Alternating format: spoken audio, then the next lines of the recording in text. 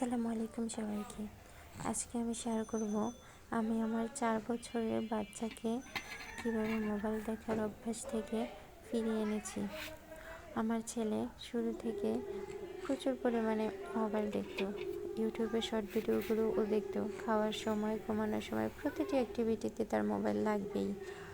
কোনো অবস্থাতেই তাকে মোবাইল ছাড়া খাওয়ানো যেত না। ভাতটা নিলেই সে বলতো যে মোবাইল লাগবেই, আর মোবাইল নিয়ে ভাত খেলে সে মুখে জমিয়ে রাখতো। কোনো অবস্থাতেই সে গিলতে চাইতো না। তখন আমি ওকে ভুতুর ভয়, তারপর চোখ নষ্ট হয়ে যাবে এসব ভয় দেখালাম, কিন্তু কোনো কাজ হতো না। তখন একদিন আমার বাসার নিচে মাইকিং চলতেছিল, কোনো একটা বিষয় নিয়ে মাইকিং চলতেছিল। তখন আমি ওকে বললাম, দেখো মাইকিংয়ে বলতেছে যে বাচ্চারা যদি বাবু দেখে তাহলে চোখ নষ্ট হয়ে যাবে, জিন এসে ওদেরকে নিয়ে যাবে, ভূত এসে নিয়ে যাবে ওদের চোখ, তখন ওরা চোখে দেখবে না, কীভাবে বাবু দেখবে।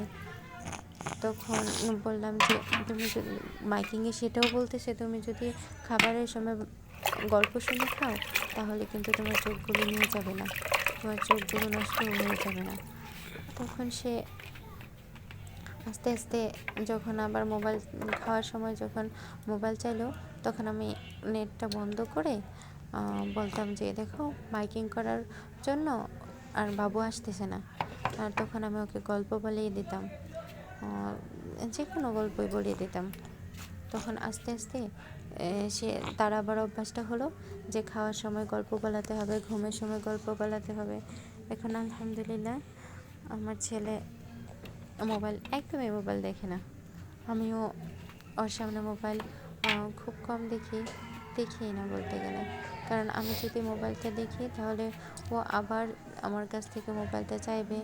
যে আমি যদি যত বেশি মোবাইল দেখব, ও মোবাইলের প্রতি আরও বেশি অ্যাট্রাক্টিভ হবে। তার জন্য আমি আমার নিজের মোবাইল দেখাটাও কমিয়ে দিয়েছি। তাই আপনাদেরকেও আমি বলবো যে আপনাদের বাচ্চারা যদি মোবাইল দেখে তাহলে আপনিও এই পদ্ধতিটা ফলো করতে পারেন, যদি কাজ হয়। 4 বছরের বাচ্চা কিন্তু তেমন কিছুই বুঝে না, ওকে যেভাবে বোঝানো হয় সেভাবেই কিন্তু সে বুঝে। তাই চেষ্টা করবেন আপনারাও এই টিপসটা ফলো করতে, যদি উপকারে আসে।